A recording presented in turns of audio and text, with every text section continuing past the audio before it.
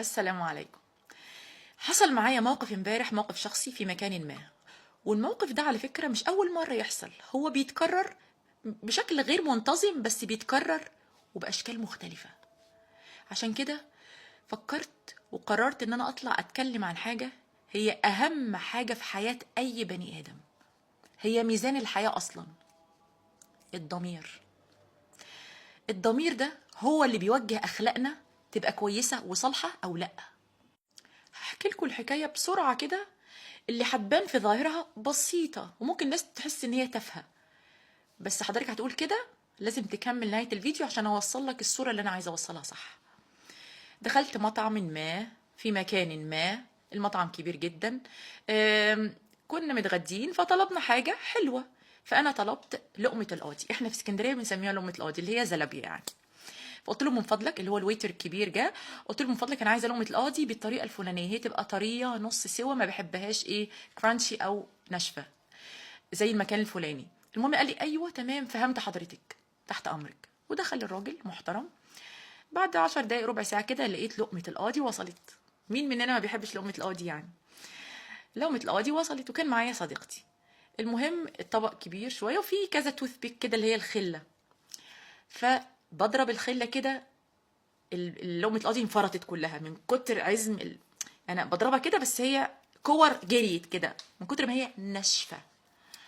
فصاحبتي ضحكت كده، قلت لها مش عارفه التوث بيك ما بتدخلش، حاولت هي ما بتدخلش. قمت واخده واحده بايدي كلتها، جرحت لي اللثه بتاعتي. قلت لها ايه ده؟ دي خشب دي ولا ايه؟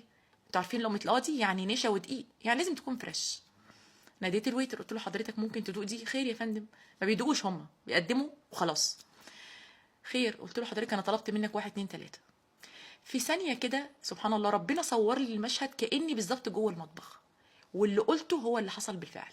قلت له حضرتك الويتر اللي جوه او الصنايعي اللي جوه كان عنده لقمه قاضي بايته بقالها ممكن يكون اسبوع يومين ثلاثه، المهم ما اتباعتش ما اشتغلتش. اما عمل ايه حضرتك؟ خد لقمه القاضي البايته قوي دي ورماها في الزيت تدفى شويه وحط عليها شويه عسل وتفضل كل.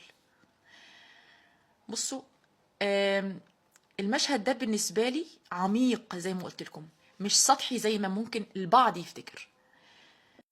مطعم يعني امانه ونظافه، مسؤوليه، ضمير.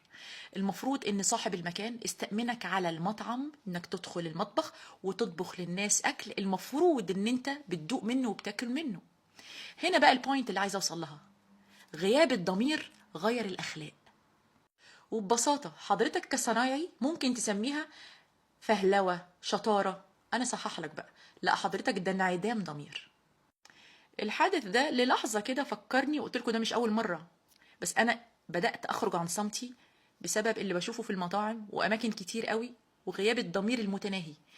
فالحادث دوت وغيره فكرني القصة اللي في الأثر الإسلامي عندنا، القصة الجميلة اللي بنعلمها كنا الولاد الصغيرين عن الأمانة. بنت بائعة اللبن اللي رفضت تغش اللبن، اللي تزوجت من سيدنا عاصم ابن عمر بن الخطاب. وافتكر إن صاحب المكان مستأمنك على مكانه في غيابه، والزبون أو العميل اللي منتظر أكلك ده مستأمنك على صحته.